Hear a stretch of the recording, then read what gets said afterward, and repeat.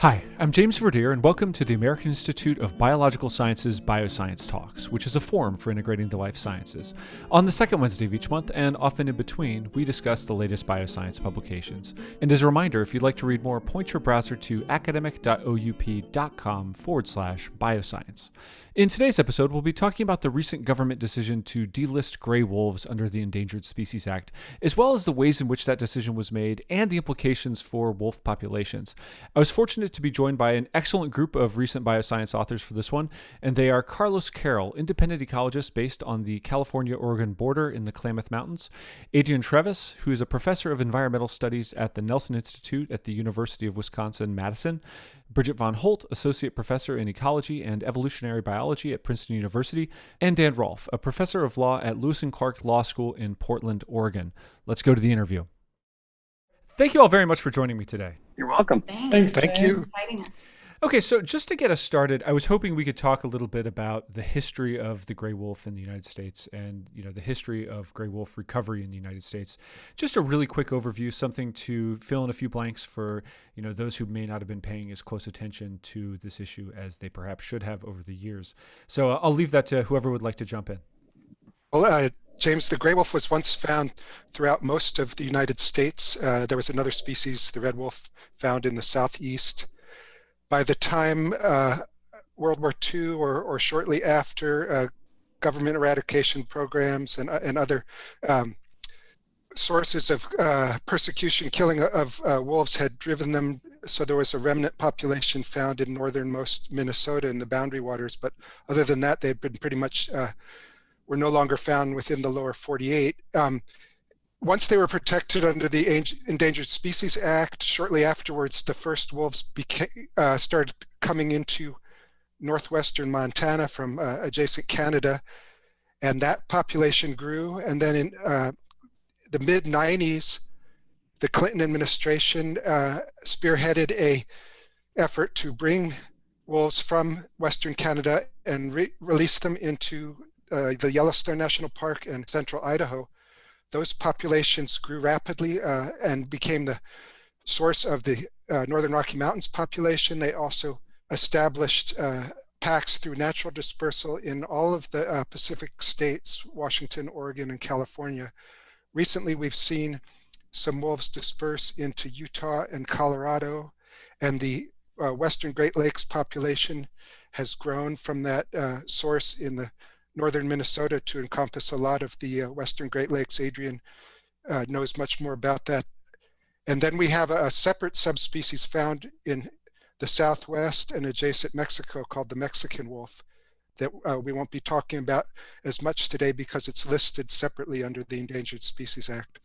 Yeah, if I could just add to that, Carlos, in the upper Midwest and the states of Minnesota, Wisconsin, and Michigan, it was, as Carlos said, a natural recolonization. Oh, I should have said this is Adrian speaking.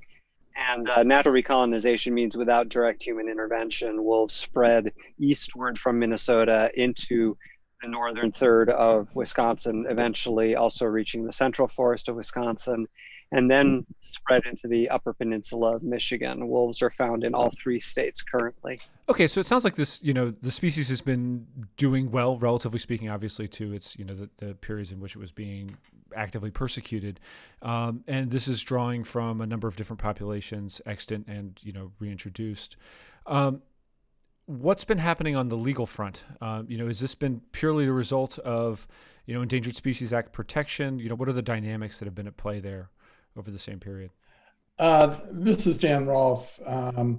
Wolves were protected early on under the Endangered Species Act throughout the United States. And then for their reintroduction into the Yellowstone ecosystem in central Idaho, they were listed as a special population, a so-called Section 10J experimental population, a special provision of the Endangered Species Act that allows for reintroduction of listed species outside of the current range of a species.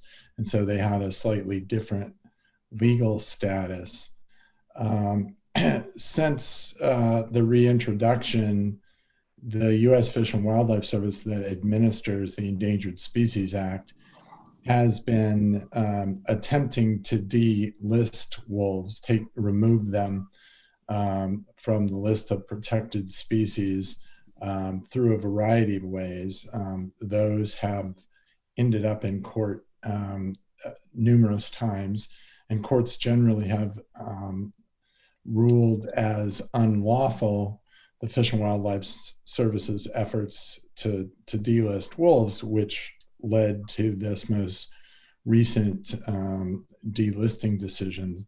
One other notable legal development was that Congress itself, so not the agency charged with administering the statute, but Congress itself declared that the Northern Rockies population of wolves should be removed from the list, and that remains the only delisting ever ordered by lawmakers. So that just kind of underlines the political involvement and political controversies surrounding protection of wolves. And a quick question, what's the Fish and Wildlife Service's motivation for, attempting to delist wolves? Is there something at play there in particular? I can take that and then hand over to Adrian. Certainly, wolves can be a source of mortality, especially for ranchers who graze on public lands. The era after the eradication of large predator species on public lands in the West, it became part of the economics of public lands grazing that precautions didn't have to be taken against these predators. So when you bring wolves, grizzly bears, or other species back into the mix there, it's can be an economic hardship to those users of public lands. So I think beyond the economic impact, though, there's a larger sort of symbolic impact of restoring wolves or other large predators to both public lands and landscapes in the West and elsewhere, in that it symbolizes to some segments of our society a loss of power, or a rolling back of what they felt were advances in taming the landscape. And so wolves have always been, both in Europe and in the United States, as much a symbol as an actual economic factor, which resulted in political pushback to some of these conservation efforts. I'll take that baton if that's okay. Carlos, I totally agree with all that. And that's a nice historical snapshot. I think in more recent years, it's hard to guess motivations of the agency, but in their writings and in some court briefings, we do get a sense of their reasoning and their final rule explains their reasoning in the current case. And it looks like the Fish and Wildlife Service believes that the wolves had achieved some numerical criterion. In other words, their Fish and Wildlife Service believes that the wolf populations had reached a certain safe number of wolves, although they're distributed in what's estimated between 15 to 20% of the range that they were originally listed under, which doesn't seem consistent with the Endangered Species Act, but I'm not a lawyer. And we also, one last comment that feeds into my research area is the Fish and Wildlife Service briefed a federal court in 2005 and 2006 that it believed by delisting the gray wolf, it would actually hasten recovery of the wolf population by raising tolerance in the public for those wolves. And that raised tolerance was believed it would lead to less poaching, less illegal killing of wolves, and that by allowing states and tribes to manage wolves more locally, they could control wolf attacks on domestic animals such as livestock. It just so happens the federal court rejected that argument in 2006, and the science doesn't support it. My lab has been studying that question for the last 9 years. Maybe Dan or Bridget want to add more? Yeah, I all of these points sort of hit home with how what I've experienced with the community outside of Yellowstone National Park, the community's feeling of either being involved or completely excluded from management of, in this case, it would have been the relocated and reintroduced gray wolf. Yeah, I also find it challenging to watch the changing landscape of how some of these decisions are made, what are the data points that are used, and sometimes the blinders on to try to achieve some goal that may not actually support a species in the long term. So this is Dan. I think what has happened with wolves and their delisting is a good illustration of what I see as a trend under the Endangered Species Act, and it leads to some pretty fundamental questions, both from a policy as well as a scientific standpoint under the statute, because obviously the goal of the Endangered Species Act is to bring about the recovery of species that are facing extinction and listed as threatened or endangered. But species such as wolves really raise the question of, well, what does recovery really mean? And unfortunately, in my view, and I think the view of my co-authors, over the years, we've seen the Fish and Wildlife Service increasingly take on the idea that recovery can occur if there's only even one relatively small or modest sized population that the agency considers to be viable for some period of time, and simply discounts other important factors like intraspecific genetic diversity, as we point out for wolves, geographic representation of the species. Those factors have tended to go by the wayside, and that I think across the board, the Fish and Wildlife Service has moved toward essentially declaring victory and saying, you know, we have been successful under the Endangered Species Act in recovering those species.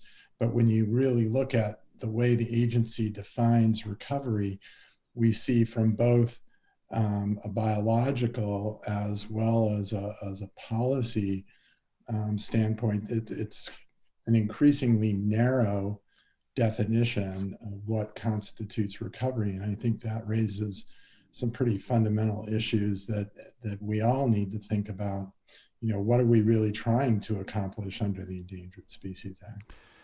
Okay, and I want to jump into those very soon, but I wanted to cover one really quick question. A little bit of ignorance that I'd like to be cured of, if possible. Can we talk just a moment about what delisting under the Endangered Species Act actually does? Those who may not be as familiar with the act may have already seen that there's been hunting of wolves before the delisting already in some states, and then I'd really like to get into the way that they define a recovered population, and perhaps the ways that they could define a recovered population that might be more in accord with healthy ecosystems, et cetera.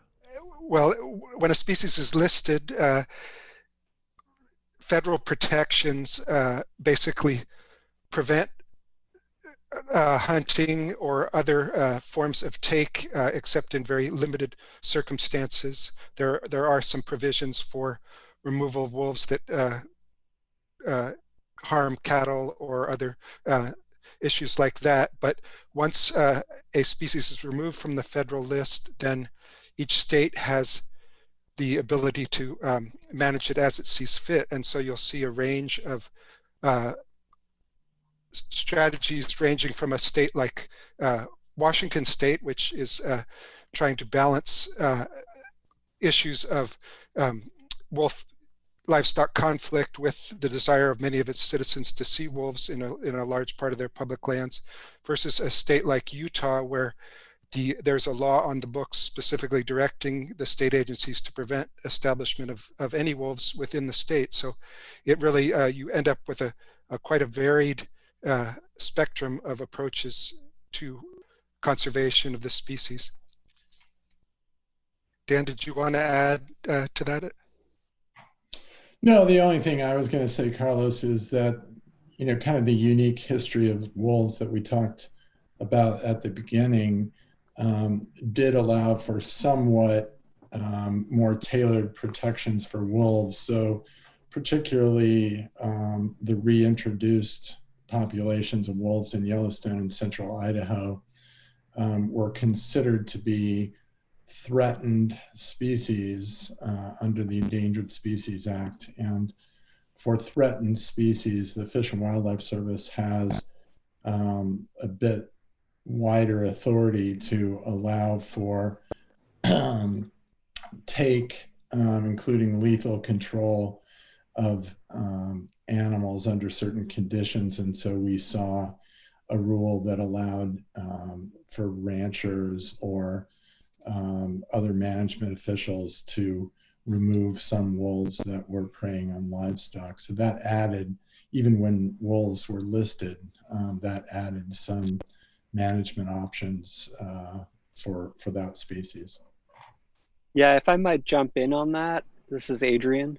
James, some of your listeners may be aware that there was public hunting and trapping of wolves in Idaho, Wyoming, and Montana after that 2011 congressional delisting using a budget rider that Dan alluded to. And then in Minnesota, Wisconsin, and Michigan, there was a 3-year period, 2012 to 2014, in which various wolf hunting seasons were opened, including Wisconsin having a hounding season. So the endangered status for wolves nationwide carved out the Idaho, Wyoming, Montana population as distinct. Okay, so thank you very much for indulging me on those questions. Let's talk a little bit about the basis and the criteria under which the wolf was recently delisted, and some of the things that perhaps could have been done differently, or perhaps ways that those criteria should be reconsidered or thought about in a different way. This is Carlos. I just wanted to address that and place it in a larger context. Even if your listeners don't particularly have an interest in gray wolves as a species, I think it's a fascinating example of one of the fundamental problems under the Endangered Species Act. The 1973 Endangered Species Act was the third version of that law, but it was the first to say that lawmakers didn't want to just protect species from total extinction. They wanted to protect all the distinct significant portions of a species range. So that brings up the question of how can you divide, say you have a species that's present over a huge geographic area as wolves were historically. What are the pieces of that distribution that can be seen as significant and merit consideration as building blocks that you need to make sure that you preserve or conserve a population in each of those areas? And I think one of the fascinating things about wolves and other related species is how difficult that is, because they tend to hybridize, travel long distances.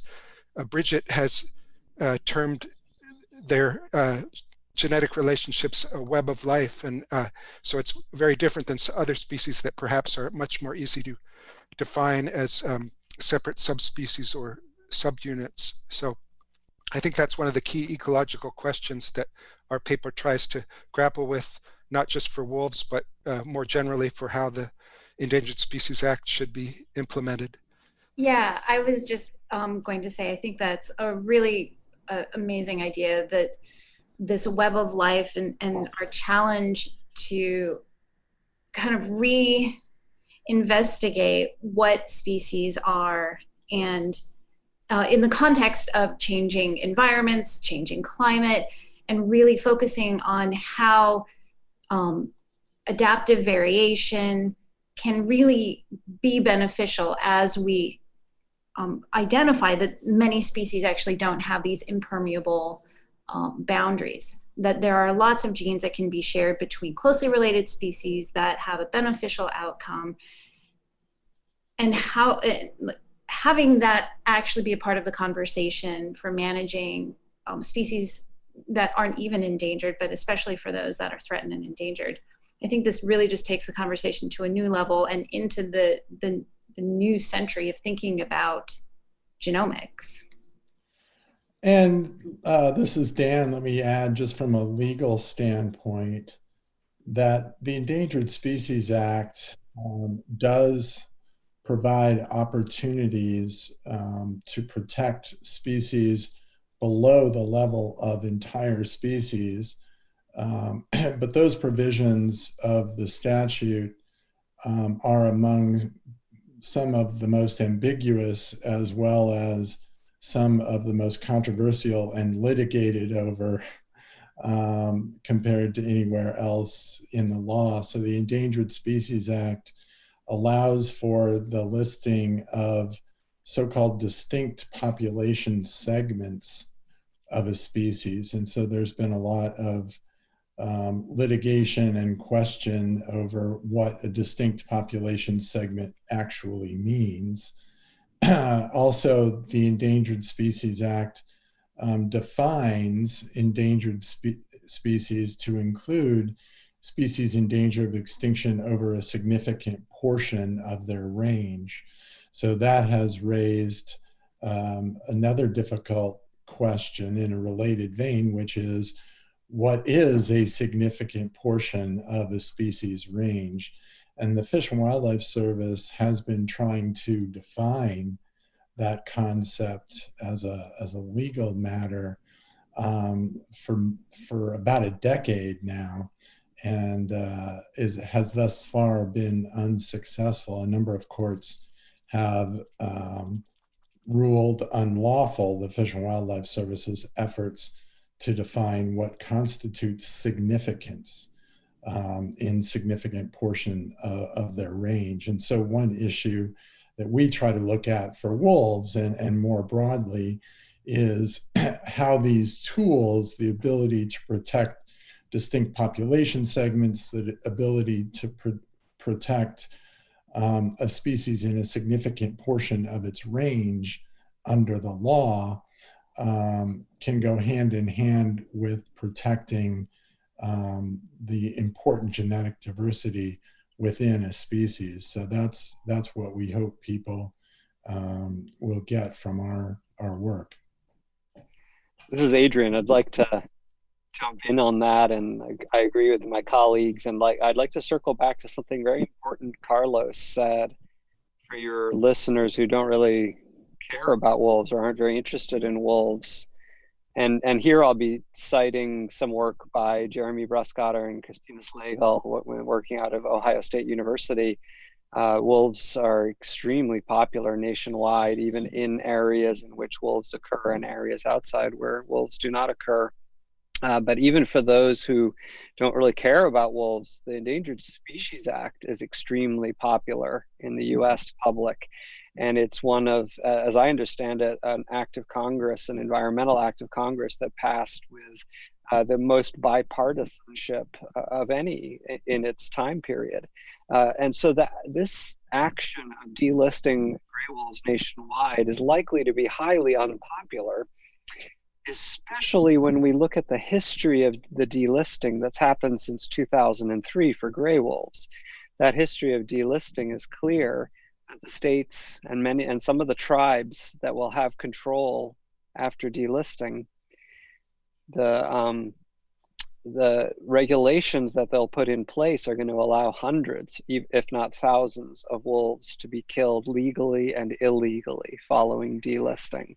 So you've got a popular law being short-circuited, if you will, and a popular species in the public, and the result is going to be hundreds, if not thousands, killed.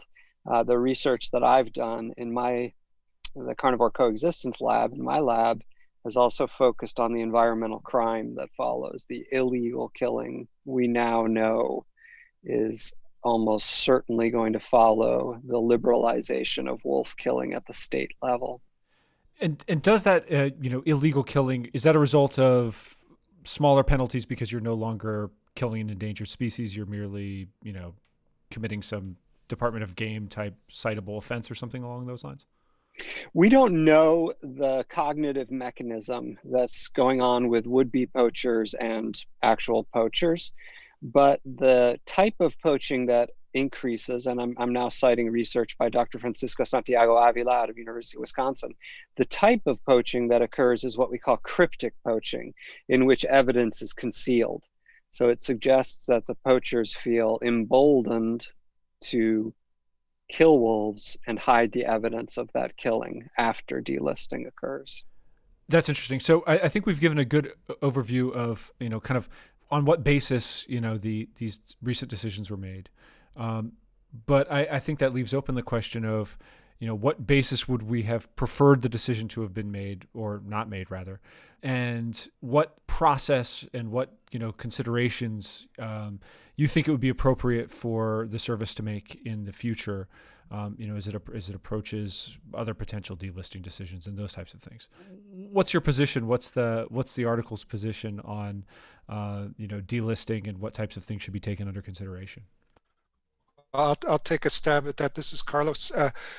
If you look back to the Obama administration early years, they attempted, the Fish and Wildlife Service, to devise a range-wide recovery strategy. They drew 6 different large regions within areas that had to cover the lower 48, any area that was found to have suitable wolf habitat, and then they tried to develop a comprehensive strategy as to how a recovery effort would occur in each of those areas. They abandoned that effort after 2 years or so, based on some pushback from Western states such as Utah. But that type of comprehensive recovery strategy is very similar to efforts that the service took with less controversial species like the bald eagle. Basically, you look at where the species occurred historically, where there's still habitat for it, and what kinds of conservation actions, what resources are needed to reestablish the species in those different areas. And I think that the Obama administration was never bold enough to entirely abandon the concept of the necessity for that kind of broad strategy, although it didn't complete it. But the Trump administration, in its latest delisting rule, really went to the extreme of saying, we don't really care as long as there's a single population that is currently secure, and the largest population is in the Western Great Lakes. We contend that that's as far as our duty goes under recovery. So basically, if you were looking at an analogous strategy for grizzly bears, they could say, well, we've recovered grizzly bears in Glacier National Park, so we're going to let them go extinct in Yellowstone. So it's a very different, it's sort of an extreme minimalist interpretation or museum piece interpretation of the Endangered Species Act. So if the agency has more progressive leadership in the future, we'd at least I would hope that they might turn back to that more comprehensive look. And of course, a number of those areas already have wolf populations that are recovering, like the Pacific Northwest. And just yesterday, Colorado voters appear to have passed by a very small margin a initiative to direct the state to begin reintroduction of wolves to Colorado. So almost all of the regions except for the Northeast have ongoing recovery efforts, but often federal assistance while the species is still listed is necessary to get states to be able to take that kind of effort on. It's much more difficult for them to do it on their own. So that at least is my take on how we need to rethink recovery and move away from this kind of museum piece approach towards a more comprehensive approach. This is Dan. I would just add to what Carlos said that, I think our paper tries to outline both the biological importance of a broader approach to recovery in protecting the genetic diversity within a species, that the species that all species, I think, will increasingly need in a, in a very dynamic future as we all face with climate change. Protecting that genetic diversity is extremely important, and that diversity is in part a function of the geographic um, distribution of a species. And I think our paper also shows that the law, properly interpreted, with what we see as the proper interpretation of the statute, does give the Fish and Wildlife Service tools to protect those populations, either as distinct population segments or as segments of the species listed in a significant portion of their range. And so we believe that the legal tools are there that allow the agency to protect species for a broader future, even facing threats of climate change and other broad threats. I guess I can say a few things. I've always been hopefully helpful on the genetic end of some of the delisting requirements or criteria. And I think as more genomic data is collected and we have new technologies and can really explore genomes and evolutionary history in new ways, I found this very challenging as to how we actually can interpret this in light of species management. In terms of the different wolf populations and their evolutionary history and demography, it's very clear to me that there's a lot of unique parts and distinctive features of each wolf population. Even we can really describe incredible differences and unique features within populations, even just from what we know about the biology of wolf behavior and population growth. So I think the huge challenge that me not being a policymaker, the huge challenge that I want to face and want to help push forward is how do we interpret and how do we categorize what type of genetic variation is best used at what level of these policy discussions. General genetic variation is really helpful and informative in a sort of high level theory, but how do we identify and how do we categorize adaptive genetic variation? What level of fitness or links to phenotypes and behaviors? Like where are those limits and boundaries, and when do we find them useful? I don't know that answer, but I do think that we're really coming up to these types of conversations to have. So in addressing questions like that, speaking specifically about wolves, what kind of variations, do we see in phenotype or behavior, as a result of the genetic differences between different populations or even among populations? How does that manifest itself, in real sort of on the ground terms? So I have one, there's lots of complexities that I don't really know if we need to go into, but there's one story that I actually really like from Yellowstone. Historically, most of the wolves that lived in Yellowstone very early on were more successful and specialized on elk predation. That's what their main food source was. And only a handful of individual wolves essentially were successful at preying upon bison, which is a much larger, much more challenging species. And what was really actually so cool to see was that there was this transmission of this ability as a pack, to sort of shift and include bison in your diet if you had that knowledge transmission. So for me, that could very easily be from an onlooker's perspective, a behavioral difference that happens within a population that actually requires dispersal and interaction of different wolf packs, different wolf populations. And if we think at a larger picture, the impact on what species are going to be impacted by having an endangered carnivore in the area, a lot of these conversations can stop at that level if that's what's important.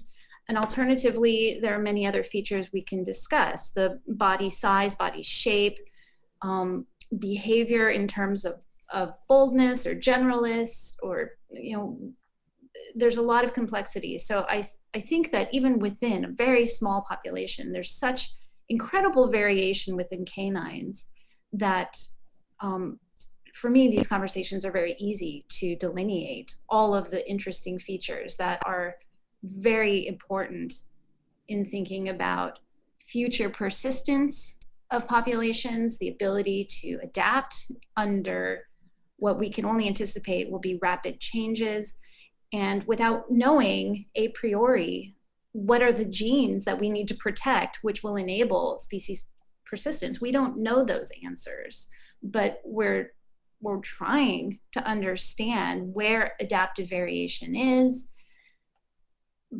But I mean, I struggle with this a lot in terms of, are we now talking about preserving endangered genes and endangered genetic variants? And I do think we have to have those types of conversations.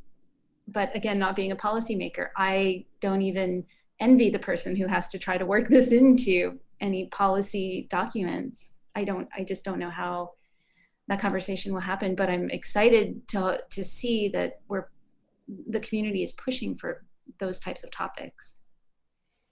I agree, Bridget, totally. And you ask a bunch of scientists the question that James asked us about how these decisions should be made in the future under different circumstances. You ask a bunch of scientists that question, and they will sort of go back to the science. But ultimately, the decision by the Fish and Wildlife Service, or by the Secretaries of Interior and Commerce, actually, it's a value-based decision. This is Adrian, by the way, sorry. And the values were articulated, as far as I can see, by Congress in the Endangered Species Act, in the text of the act itself, when the significant portion of range clause was added, as Dan has explained. And I feel like the U.S. Fish and Wildlife Service since 2003 has been using another value judgment, one that the Endangered Species Act doesn't speak to, something about the numbers of individual wolves on the landscape.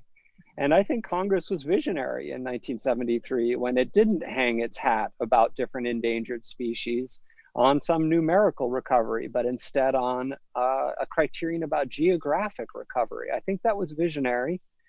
And we work from values when we make decisions to act or not to act. The science doesn't make those decisions for us. It can inform what is a significant portion of range. So in the future, I would love it if our policymakers were very clear about their value judgments, not making them implicit, but making them explicit, and using the science in the way that's most appropriate. Just as a quick example, Carlos and I were 2 of the 5 official scientific peer reviewers for this proposed rule back in 2019, before it became a final rule. And of the 5 reviewers, the way I read our reviews is we all found shortcomings in the science. So it feels a little bit like the Fish and Wildlife Service made an implicit value judgment and trying to make the science fit that decision after the fact. I don't know, Dan, what do you think, or Carla? Yeah, participating in those processes often leaves you wondering whether there is anyone listening at the agencies about the scientific peer reviews. Actually, looking over the final review, it seemed like rather than trying to respond to the peer reviews, they actually went further towards their extreme minimalist interpretation of the act. So that may be a particular aspect of the current administration that will hopefully change in the future. But I think the peer review process for agency decision making is broken in fundamentally in some respects. Dan, do you? Well, this is Dan. I think more broadly, the Endangered Species Act, like a lot of environmental statutes, provides quite a lot of discretion to the agencies that implement those statutes. Now, that discretion is limited to some degree. So one of the issues that we discuss quite a bit is, what constitutes a significant portion of a species range, and that term has to have some meaning. And in fact, as I indicated earlier, courts have actually invalidated previous agency efforts to narrowly define what significance is. So there are certainly some limits on the agency's discretion, but ultimately I think agencies implementing these broad statutes, unless Congress is very explicit, Adrian wants a little bit more explicit guidance from Congress. Unless Congress is very explicit, agencies are going to have quite a bit of discretion. And I think over the past few years, certainly, I don't know if any of us would be very excited for recent Congresses to be explicit about protections for threatened and endangered species, because I doubt they would be very great in terms of protection. So it's always challenging for the agencies to decide precisely how much protection a species should get, or exactly how secure a species has to be termed recovered, or how extensive geographically a population has to extend to be considered recovered. And that always, I think, is going to reflect quite a bit on policy choices that are made within an agency, and that reflects the policy choices in an executive branch more broadly. And as Carlos, I think, has noted quite a bit, the Trump administration, for example, has not been willing to be expansive in its protections for threatened and endangered species at all. And so I think if the American public wants to see more protection for threatened and endangered species, wants to see wider protection for charismatic species like wolves, the public needs to make that known a little bit more, and communicate to policymakers that those are priorities among the public, because the discretion of the agencies will exercise their discretion to some degree based on their perception of what the American people really want. Okay, if nobody else is going to jump in on that one, I think that's an important and particularly relevant note today. We're recording the day after the election, by the way, for our listeners. James, I just wanted to close on a note that these types of questions are not unique to the U.S. There a lot of other nations, for example, the European Union is grappling with this. Adrian has done some work with colleagues looking at their equivalent to some of these conservation laws and how they can define what to conserve below the species level. And then more broadly, the new targets coming out of the Convention on Biological Diversity next year look at 3 levels of conservation: ecosystem, species, and genetic diversity within species. So as ecologists, we know that biodiversity has many scales, and I think that question is going to come up whenever we try to turn that into policy. No, and I agree. I think that's an excellent note on which to leave it. So thank you all very much for joining me today. Thank you. Thank you. Thanks, you guys. It's good to see you. And that concludes this episode of BioScience Talks. Just a reminder, the journal BioScience is published by Oxford University Press on behalf of the American Institute of Biological Sciences and is made possible by the support of our members and donors. Thank you, and talk to you next time.